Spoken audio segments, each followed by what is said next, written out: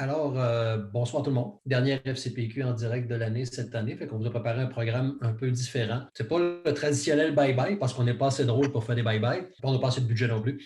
Mais, mais on va quand même vous proposer une revue de l'année et on va finir là, avec un dernier retour sur les activités à venir pour ce qui est de la FCPQ. Alors, Kevin, c'est à toi. Ce soir, on a décidé de faire, comme on avait dit la semaine passée, en fait, une petite revue de ce qu'on a fait de bon, en fait, dans la dernière année. Puis, en scrutant les mois pour sortir les événements marquants de chacun des mois, on s'est rendu compte que l'année a été très, très, très longue, puis qu'on en a fait beaucoup, beaucoup de choses dans la dernière année. Mais on a sorti, en fait, les faits marquants là, des derniers mois. Janvier, donc un projet de loi 40, ça vous rappelle sûrement quelque chose.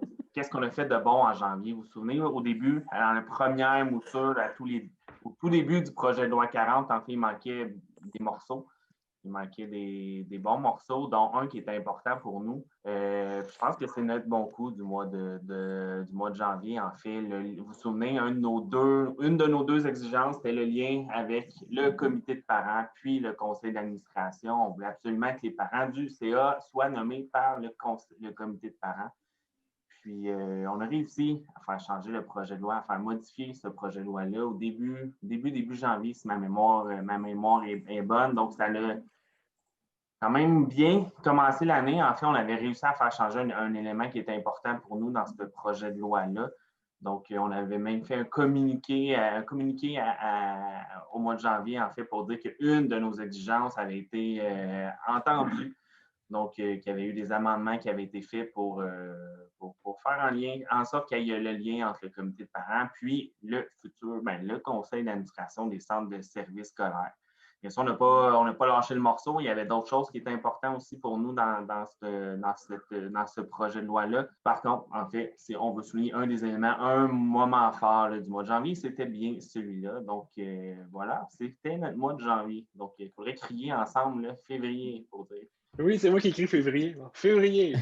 Donc, février, en fait, février, c'est rien passé. Non, c'est pas vrai. Février, si on se rappelle l'événement majeur, c'était l'adoption du projet de loi 40 sous le bâillon. On se rappellera notre conseil général en pleine tempête du 8 février. Puis dans la nuit, le projet de loi a officiellement été adopté sous bâillon avec une longue liste d'amendements. Donc, ça a impliqué beaucoup de travail à démêler ces amendements-là, faire nos fameux tableaux comparatifs, puis analyser tout ça pour vous présenter notre FCPQ en direct spécial qui expliquait les impacts de ce projet de loi-là. Puis, ça a été notre FCPQ en direct qui a battu des records. Il y avait une énorme assistance. Ça a été plus long qu'à l'habitude parce qu'on a fait le tour de tous les amendements, répondre à toutes les questions. Ça crée beaucoup de visibilité pour la fédération.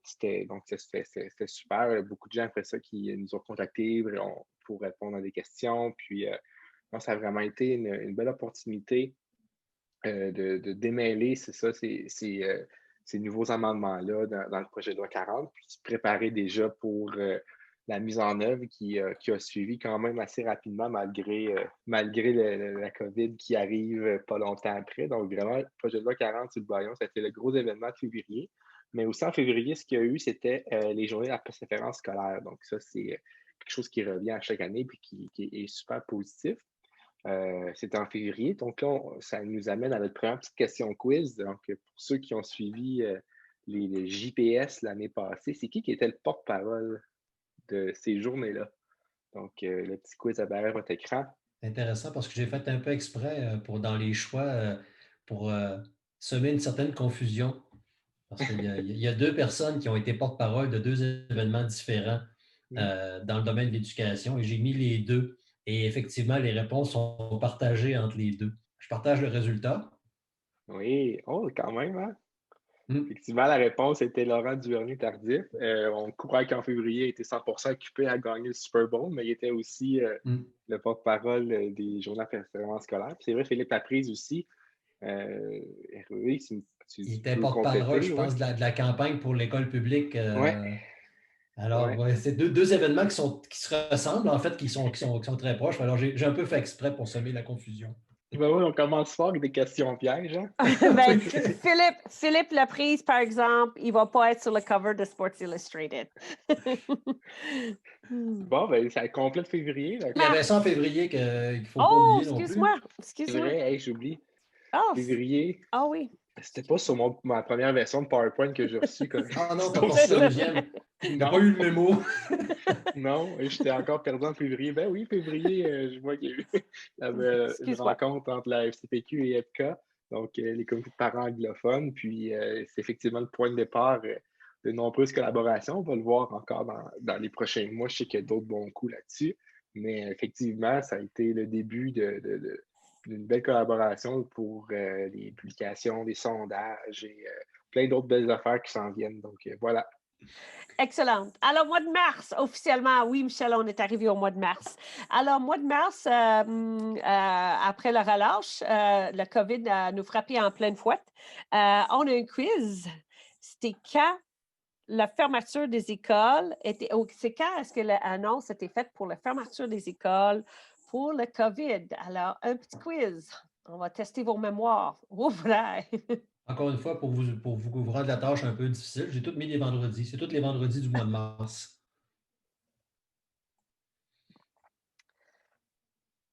Ah, vous êtes bonne. Hein? Faut croire que ça a marqué beaucoup de monde. Alors, vous avez raison, c'était le 13 mars. Friday the 13th, comme on dit en bon anglais. Alors, c'était la journée que le monde, comme on connaît, a arrêté. Aussi, dans le mois de mars, mais suite à cette annonce-là, on a fait un communiqué parce que pas longtemps après, le ministre, même le 22 mars, il a annoncé que les écoles resteraient fermées jusqu'à la 1er mai. C'était un communiqué qu'on a fait conjointement avec les comités de parents anglophones, une première en passant dans l'histoire de les deux fédérations, la fédération puis l'association. Alors, le 22 mars, c'était annoncé que les écoles resteraient fermées jusqu'au 1er mai. Nous, notre ligne, c'était les parents d'élèves comprenant que la priorité est la santé. Ça a l'air assez loin, mais ce n'était pas si loin que ça. Les examens ministériels étaient annulés. Puis, c'était promis que le 30 mars, on va avoir des modalités pour aider nos jeunes avec leur apprentissage. Tout ça dans le mois de mars. Aussi, dans le mois de mars, nous, à la Fédération, on a créé la page COVID, qui est encore mise à jour régulièrement, la page COVID. Alors, si tu vas sur notre site web, il est la page COVID, que toutes les nouvelles qui sortent de le ministère, ils sont toujours mis là. On peut voir que prochainement, c'est le 19 novembre, les mesures pour la période des fêtes avec le calendrier que déjà, c'est plus en effet. En tout cas, ça passe plus vite qu'on peut garder le site web à jour. Puis aussi, je vais vous dire qu'en mois de mars, on a commencé à parler déjà de les familles des enfants vulnérables. C'était une réelle préoccupation pour nous. Je me souviens, le 23, le 24, le 25, le 26 mars, on a rencontré le ministre puis le ministère à tous les jours cette semaine-là.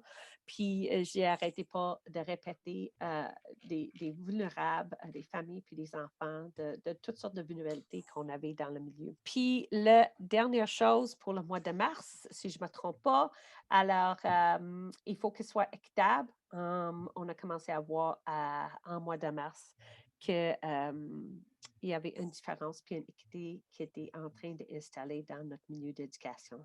Alors, voilà. Je passe la parole à Hervé. Bon, OK, c'est à mon tour. Donc, pour le mois d'avril, qui est le mois de ma fête, drôle de coïncidence, voilà. En fait, on a commencé vraiment à parler là, de la réouverture des écoles. Donc, il fallait prévoir déjà une éventuelle réouverture des écoles. Un, il fallait l'espérer. Deux, il fallait la prévoir. Donc, évidemment, il y avait toujours des préoccupations centrales pour les apprentissages, la réussite des élèves dans le contexte actuel. Effectivement, la Fédération, encore une fois, a fait entendre sa voix là, pour demander d'avoir le plus de réponses possibles sur les scénarios de retour en classe, parce que plusieurs scénarios flottaient, mais il n'y avait rien de très précis à ce moment-là. Encore une fois, on s'est fait entendre dans les médias pour demander plus de précision sur les fameux scénarios de rentrée scolaire. Toujours au mois d'avril, donc, concernant les centres de services scolaires, notamment les conseils d'administration des centres de services scolaires, ben, on se rappelle que quand le projet de loi a été adopté, il y avait des échéanciers qui prévoyaient des élections, des désignations à la fin de l'année scolaire. Donc, on a demandé évidemment que tout soit reporté à l'automne pour permettre là, aux gens de s'organiser un peu mieux dans le contexte et puis évidemment compte tenu du fait qu'il était très difficile d'organiser des désignations dans le contexte actuel. Et ça fait le tour du mois d'avril. À part ma fête, c'était pas un si gros mois que ça. Donc, donc je redonne la parole pour ce qui est du mois de mai, qui prend la parole? C'est moi, Marie-Hélène. Alors, Marie-Hélène, vas-y. Oui, bonsoir tout le monde. Alors, le mois de mai. Le mois de mai, on a commencé enfin à voir un peu de lumière au bout du tunnel parce que le retour à l'école pour les enfants du primaire a été annoncé. Évidemment, bon, pour le secondaire, c'était pas question. On a soulevé les préoccupations pour la santé mentale de nos jeunes, leur motivation, puis la réussite, évidemment. C'était les grandes préoccupations. La conciliation famille-travail, après 2 mois, les parents commençaient à être vraiment épuisés de tout ça. Donc, en tout cas, il y a eu de la confusion, mais bon, finalement, hein, vous vous souvenez, l'école reprend en CMM, pas dans la CMM, les dates primaires, secondaires. En tout cas, c'était pas mal tout mélangé.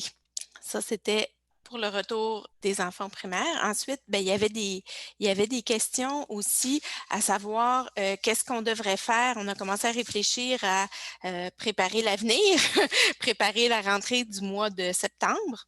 Donc, on a fait un sondage auprès des parents du Québec, un sondage qu'on a mis sur notre page Facebook, puis on a vraiment distribué largement. Puis, ce qu'on est allé demander, c'est l'avis des parents sur les scénarios de retour en classe, comment ça devrait se passer au primaire, au secondaire, la formation à distance, comment ça devrait se passer, le soutien à offrir à nos enfants. Donc, tout ça, on a fait la une du Journal de Québec avec l'opinion des parents et on va passer maintenant à un petit quiz. Ce sondage-là, qui s'est déroulé entre, je pense, le 21 et le 25 mai dernier, a eu de nombreux participants.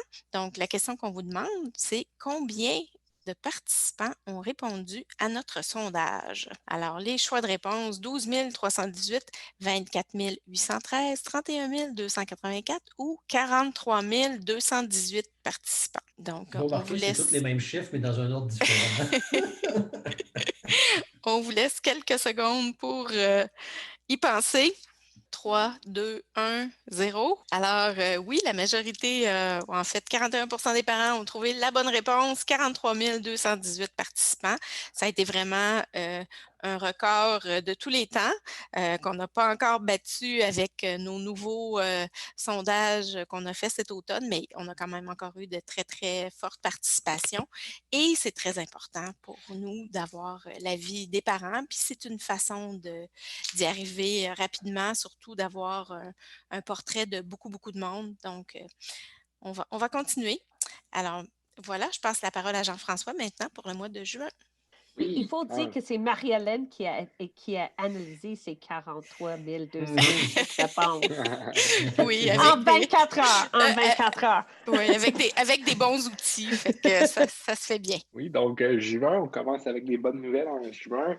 Après toutes les discussions, puis les communiqués, puis les interventions qu'on a faites dans les mois précédents, ça a été annoncé que les écoles ouvriront en septembre. Donc, on savait déjà avant de partir en vacances que les écoles allaient ouvrir à la rentrée, puis qu'il y allait avoir naturellement des mesures qui devaient être précisées, mais qu'on avait déjà la bonne nouvelle que les écoles allaient ouvrir, qui nous a permis de faire un beau communiqué qui a salué cette décision-là, puis qui rappelait aussi que nous, c'est ce qu'on demande depuis le début, que les enfants puissent aller à l'école, puis que là, les gens, au moins sur le terrain, vont être en mesure de se préparer pendant l'été pour la rentrée, que ce soit le plus sécuritaire possible pour tout le monde, puis qu'en même temps, que tous les élèves puissent avoir accès aux services.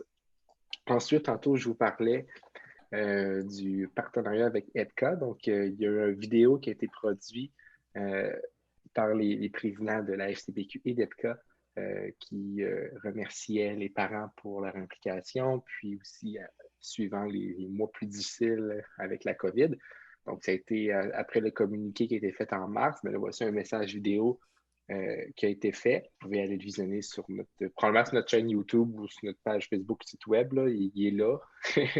Fait que ça m'amène au troisième point, le lancement du guide sur l'intimidation. Ça, c'est un projet qu'on avait travaillé depuis le mois de mai 2019, si je ne me trompe pas, en collaboration avec le ministère de la Famille, puis aussi plusieurs experts dans le domaine dans ce domaine-là. Donc, ça nous a permis de préparer un guide pour accompagner les parents des enfants qui sont en présence d'intimidation à l'école, donc que ce soit les élèves qui sont victimes, les témoins ou ceux qui commettent aussi.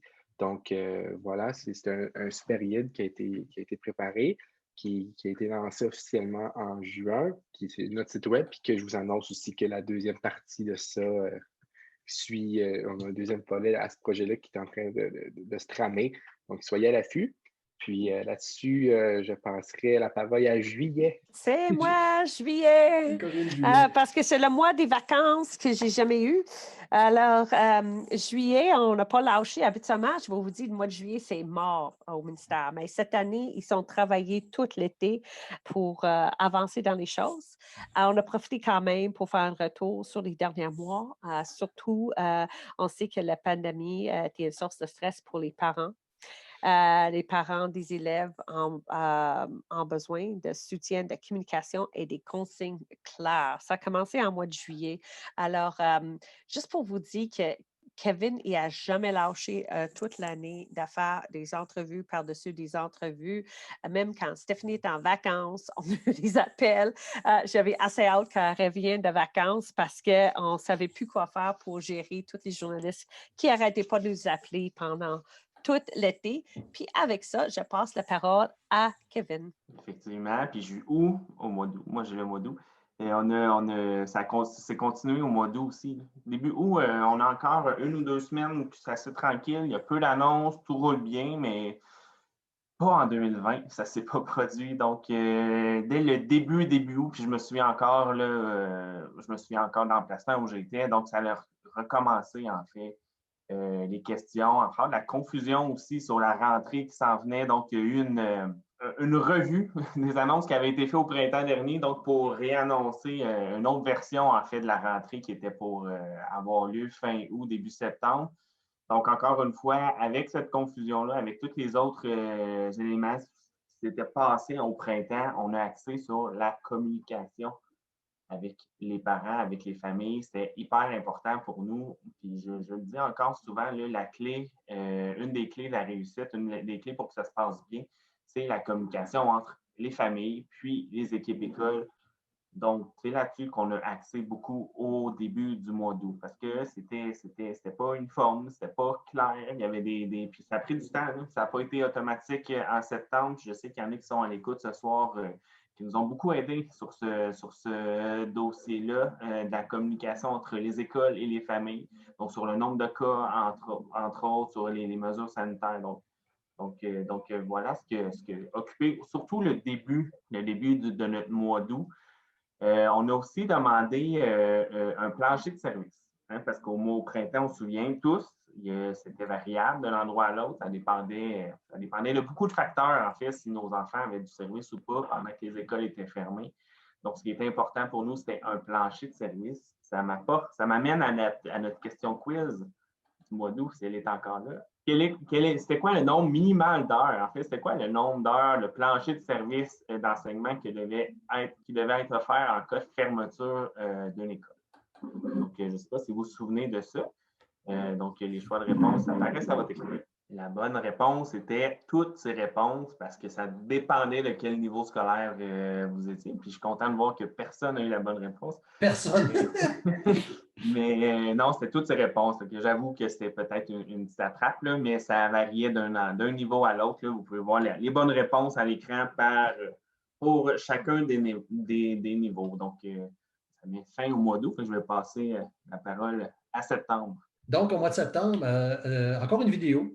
Cette fois-ci, c'était le comité exécutif qui faisait un message pour soutenir la persévérance. C'était un beau travail d'équipe à distance, là. Je pense que ça vaut la peine qu'on la joue. Chers élèves, vous avez fait preuve d'autonomie, de résilience et de persévérance au cours des derniers mois. On sait que vous avez hâte de retrouver vos amis, de rencontrer votre nouveau professeur et de vous retrouver dans votre école. On sait même que vous avez hâte de faire des mathématiques. À la Fédération, on est là pour soutenir vos parents. S'ils ont des questions ou besoin de conseils en lien avec l'école, ils ne doivent pas hésiter à nous contacter parce qu'on est là pour ça.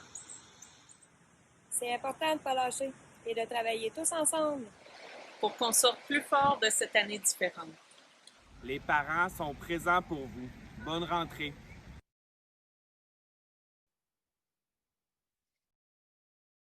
Donc, après ce message vidéo-là, évidemment, l'autre événement marquant du mois de septembre, pour ce qui est de la Fédération, c'est la première rencontre nationale des parents, l'événement virtuel gratuit qu'on a organisé le 25 septembre, qui devait au départ être un événement hybride, présentiel et virtuel, mais finalement, on a dû le tenir en mode virtuel seulement, mais qui a quand même permis là, aux parents là, de réfléchir pendant une journée sur les sujets de la gouvernance scolaire et des services aux élèves avec des besoins particuliers. Pour ce qui est du mois de septembre encore, oui, évidemment, COVID-19 toujours, hein, le dossier n'était pas réglé encore. Évidemment, on demandait les services éducatifs pour les élèves en isolement individuel, parce qu'on sait aussi qu'il y a des choses qui ont été mises en place pour l'école à distance quand les écoles étaient fermées, quand les groupes entiers étaient en confinement.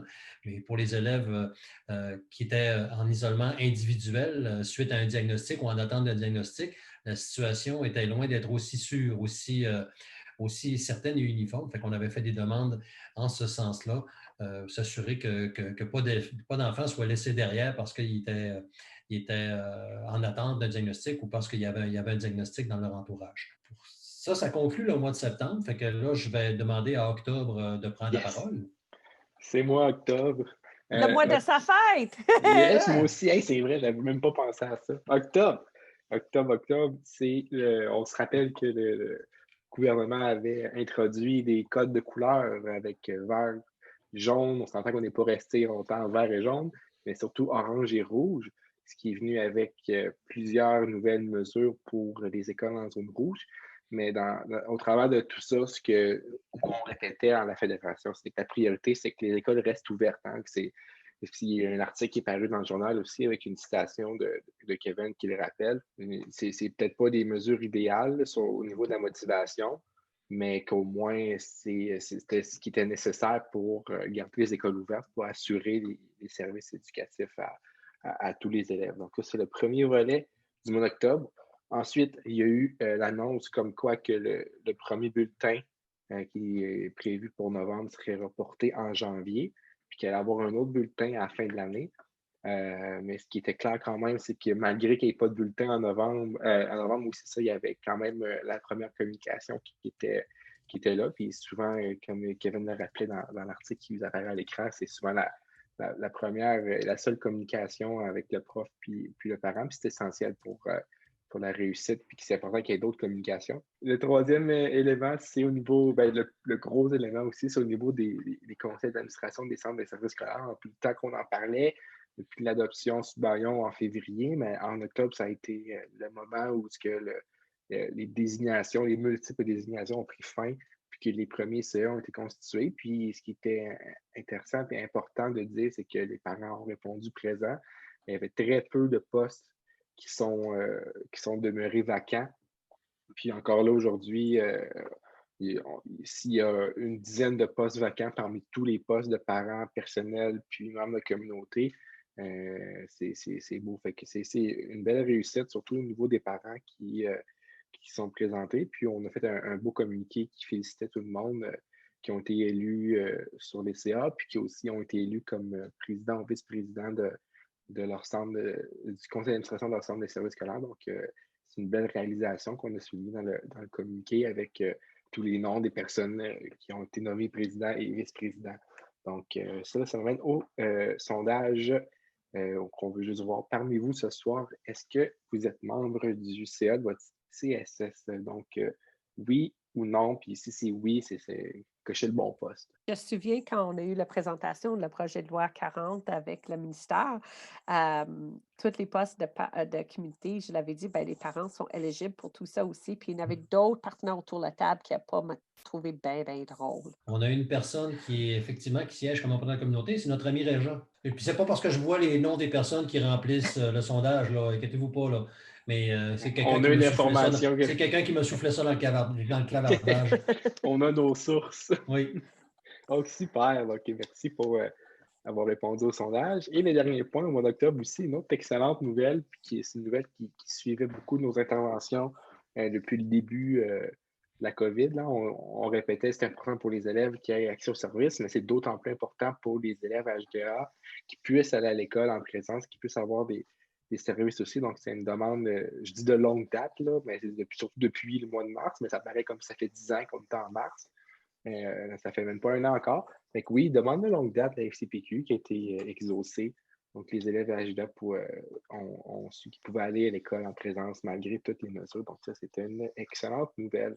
Donc, sur ce positivisme, je passerai la parole à novembre. Novembre, c'est moi, puis c'est pas ma fête au mois de novembre. Mais pour continuer sur la lancée de Jean-François, en fait, sur qu'est-ce qui a été entendu, quelles sont nos demandes, en fait, qui ont été entendues au mois de novembre. Ça fait pas si longtemps que ça, le mois de novembre, mais une des choses, puis on l'a dit, pour le mois de septembre, juste avant, là, on le répétait, il faut un seul minimum de services aussi pour les enfants isolés seuls à la maison. Donc, c'est ce qu'on a obtenu en novembre à force de le répéter. Mais l'autre demande qu'on a fait, vous vous souvenez, là, c'est quasiment hier, mais la fermeture des écoles pendant le temps des fêtes, pour nous, ce qui était important, en fait, c'est qu'il y ait des services pour les élèves. En fait, nos jeunes ont le droit à des services éducatifs, donc c'est ce droit-là soit maintenu. Même s'il y a une fermeture des écoles, qu'il y ait au moins une école de l'enseignement à distance qui soit organisée. Puis dans la lettre ouverte qu'on voit, là, qu'on a vu apparaître, ce qui est important, en fait, qu'est-ce qui m'a poussé qu'est-ce qui a déclenché pour qu'on fasse ça, qu'on publie la lettre ouverte, c'est la manière que ça avait été annoncé. Ça a été annoncé comme, c'est pas grave, on peut couper des journées d'éducation à nos enfants. C'est comme si de rien n'était. Je me souviens de la phrase, la tourtière avant. La tourtière avait. Je me souviens encore du premier ministre qui a dit ce qu'ils veulent savoir, les Québécois, c'est combien de tourtières préparées. On est déjà très loin de ça, je pense, aujourd'hui, mais ce qui est important pour nous, c'est l'éducation de nos jeunes, l'éducation de nos enfants. On pense toujours aux plus vulnérables. On voit encore le taux de motivation qui descend encore aujourd'hui. Donc, on n'a pas lâché le morceau, puis on n'a pas pris la voie traditionnelle pour faire entendre sur celle-là. Et on a pris la voie des médias. Et encore une fois, on a fait la une. Et quand on fait la une, ça fonctionne. Fait qu'on l'a refait encore une fois, puis on a réussi à faire changer ce qui s'en venait, en fait, la fermeture des écoles pure et simple. Donc, les écoles ne sont pas ouvertes physiquement, mais il y a quand même des services qui vont être offerts aux jeunes. Donc, on a pu éviter la fermeture complète. Puis ça, encore une fois, c'est grâce à vous, grâce à les sondages que vous répondez. Quand on vous demande qu'on fait des consultations rapides, vous êtes toujours fidèles au poste. Donc, merci de nous avoir aidés. Quiz, oui, il y avait un quiz là-dessus. Donc, je vous l'ai dit, on a pris le chemin des médias. Donc, c'est des grosses journées quand on prend ce chemin-là. Des grosses journées, puis des grosses semaines, je dirais bien aussi. Combien de demandes médias on a reçues, dans le fond, qu'on a reçues pour cette semaine-là, pour cet événement-là? En fait, je ne dirais pas pour cette journée-là. La bonne réponse, c'était 32 demandes médias pour le même 24 heures. Donc, on ne tient pas des statistiques précises de tout ça, mais je pense aussi que c'était probablement un record, en fait, d'intervention médiatique pour la même période de 24 heures. Donc voilà, c'était pour le mois de novembre. Donc, le mois de novembre, c'est le mois qu'on a travaillé dur, mais qu'on a quand même réussi à faire entendre certaines de nos revendications qui étaient quand même importantes. Donc, décembre, je crois que c'est Corinne. Alors, même si on est rendu juste le 7 décembre, on a déjà fait un mois de travail, je pense. dans le mois de décembre, sans exagération, parce qu'on a fait un forum, écoute, il y a sans fin de tout ce qu'on fait. Puis, on a fait un 3e sondage dans notre série de sondages qui a roulé le 1er au 4 novembre avec 4 652 répondants. Marie-Hélène était contente, c'était pas 46 000, surtout qu'on a laissé beaucoup de champ pour les commentaires. Puis, du monde, il aime ça écrire des choses. Il aime ça nous écrire des commentaires. Marie-Hélène va avoir une couple de jours de lecture à faire. Alors, je vais vous donner un peu, si vous sentez un petit peu fatigué comme nous autres, c'est avec raison, parce que ça, c'est vraiment tout ce qu'on a annoncé jusque-là, c'est toutes les choses les plus marquantes dans chaque mois. Ça n'inclut pas toutes les autres petites choses qui sont passées. Puis ça, c'est au niveau de national. Je sais que dans vos comités de parents, vos conseils d'établissement, il y a plein d'autres choses qui sont passées aussi. Alors, on mérite tout un bon verre de vin ou le beverage de votre choix, on peut dire. Alors, je vais vous partager le résultat très sommaire de le 3e sondage qui était fini vendredi passé. Alors, présentement, il y a à peu près 80% des écoles du Québec qui étaient touchées avec au moins un cas dans l'école. Au niveau de communication, par exemple, quand une école ou un cas dans une école, on a beaucoup amélioré les communications. Alors, ça, c'est très positif. On va dire que c'est positif. La prochaine diapo, dans quelle mesure vous sentez rassuré d'envoyer vos enfants à l'école? On avait gagné un petit peu en novembre. Au début de novembre, c'était monté à 65,9. On voit en décembre, c'est descendu encore. Alors, on a perdu un petit peu de capacité ou le système d'éducation a perdu un petit peu la confiance les parents dans les dernières 4 semaines. Aussi, au niveau de la motivation des enfants, on voit qu'ici, on a vraiment quelque chose à préoccuper. À la rentrée, les enfants plus motivés ou aussi motivés, c'était à presque 72%.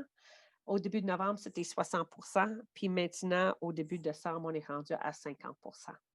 Alors, c'est vraiment ici qu'il faut mettre nos énergies. C'est vraiment ici qu'il faut trouver des solutions. C'est vraiment ici qu'il faut qu'on fasse des actions dans les prochaines semaines.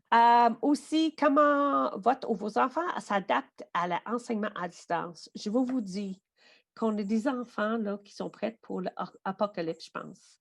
80% de nos enfants, ils adaptent bien à l'enseignement à distance. Puis, ça, c'est nos perceptions, bien sûr. Je vous dis 2 choses. Checker qu'ils sont corrects, vraiment. Puis, félicitez-les parce que c'est quand même assez extraordinaire. Ce n'est pas facile.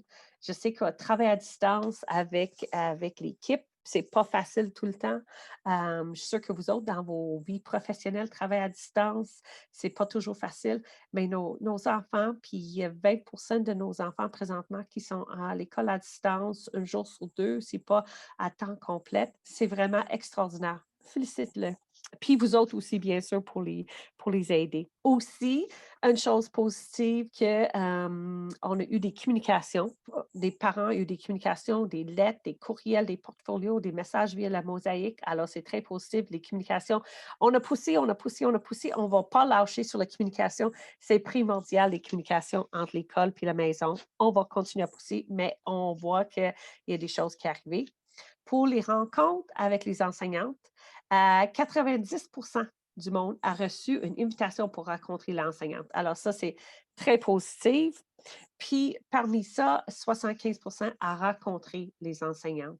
Alors, il y a 20% qui disent non. Puis, je vais vous dire qu'il y en a plusieurs ici qui disent parce qu'ils trouvaient que ce n'était pas nécessaire. Alors, oui, il y en avait que c'était pas convivial, qu'est-ce qui était proposé, mais beaucoup ici, c'était parce qu'il a choisi de ne pas rencontrer. Puis juste avant que je passe la parole à Hervé, je veux souligner que Catherine est avec nous autres. Ça fait, elle est nouvellement dans l'équipe, elle est ici, puis c'est avec Catherine, avec Stéphanie qui sont préparé toute cette revue-là. Et là, ils ne sont pas livrés. La présentation, c'est nous autres qui a eu le folie de vous expliquer. Mais c'est Catherine puis Stéphanie qui a tout fait le retour sur toutes les communications puis toute l'historique de l'année. Alors, merci beaucoup, Catherine, puis passez nos remerciements à Stéphanie aussi. Puis, je vais passer la parole à Hervé. Oh, puis juste avant, chin-chin tout le monde. Chin. Effectivement, merci beaucoup, Catherine, Stéphanie, de tout ce travail de défrichage et de recherche pour alimenter la FCPQ en direct. Donc, pour ce qui est des activités de la Fédération, parce que là, la revue de l'année est terminée, il n'y a plus d'autres mois. Ça finit en décembre, c'est clair, mais c'est ça. Mais il reste quand même des choses au mois de décembre à venir. Notamment les formations générales, nos fameux webinaires. Fait que mercredi cette semaine, régie interne et fonctionnement, c'est encore le temps de vous inscrire si vous ne l'avez pas déjà fait. Et puis après ça, on va tomber en pause pour ce qui est des formations générales. Ça va aller en janvier, mais au mois de janvier, on a quand même trois webinaires de prévus. Et la programmation, comme toujours, se trouve sur notre site web. Fait que, allez consulter la programmation, puis préparez-vous, réservez vos places. Évidemment, on en a parlé aussi les dernières semaines, le congrès virtuel qui va se dérouler au mois de mai. Vous allez avoir plus d'informations, évidemment, au retour du congé, mais on travaille activement là-dessus quand même. Surveillez nos plateformes au retour des fêtes. On va faire d'autres annonces là, sur le fonctionnement, le contenu, la programmation et même les inscriptions, ça va venir assez rapidement. Maintenant, la FCPQ en direct, bien évidemment, c'est notre dernière ce soir pour cette année, donc on fait relâche pour les fêtes. On va être de retour le 11 janvier et on aura sûrement, là, on va avoir des annonces évidemment au retour en janvier. Il y a plusieurs choses là, qui se brassent. Et donc, on aura plein de choses à vous annoncer à la FCPQ en direct. Donc, c'est un rendez-vous, évidemment, à ne pas manquer le 11 janvier pour la FCPQ en direct de 2021. Et là-dessus, le mot de la fin. Je pense qu'on peut tout le faire ensemble. Puis c'est un travail d'équipe, en fait. Puis merci. Je vous dis merci d'avoir été là dans nos FCPQ en direct. Ça nous demande quand même, ça demande en fait à l'équipe un certain temps à réaliser chaque lundi d'être là, présent pour vous raconter ce qui s'est passé dans la dernière semaine. Donc, merci d'avoir participé. Merci à l'équipe, en fait, d'avoir préparé ça, mais merci aussi à vous d'avoir participé à nos FCPQ en direct. Merci aux fidèles, aux nouveaux, mais aussi aux fidèles, en fait, qu'on voit à chaque semaine après semaine, qui sont toujours là. Donc voilà. Puis, je pense que toute l'équipe se joint à moi probablement pour vous souhaiter un bon temps des fêtes. Il y en a certains d'entre vous, là, des parents qui sont là aujourd'hui, qui c'est pas la première fois que vous m'entendez dire bon temps des fêtes, mais là, c'est notre dernier FCPQ en direct. Donc, je vais vous souhaiter un joyeux Noël, un bon temps des fêtes, puis une bonne santé pour l'année prochaine, de prendre soin de vous, de votre santé mentale aussi, de vous occuper de votre petite famille, puis de prendre les 2 semaines ou vos congés des fêtes si vous êtes des chanceux qui allaient avoir des congés pendant le temps des fêtes, donc pour vous poser puis passer du temps avec votre petite famille. Donc, merci encore d'avoir été avec nous. Puis, n'hésitez pas à nous contacter si vous avez des questions. Donc, nos bureaux ne sont pas fermés encore pour le temps des fêtes, donc profitez-en. Voilà. Donc, bonne soirée à tout le monde, puis passez un bon temps des fêtes.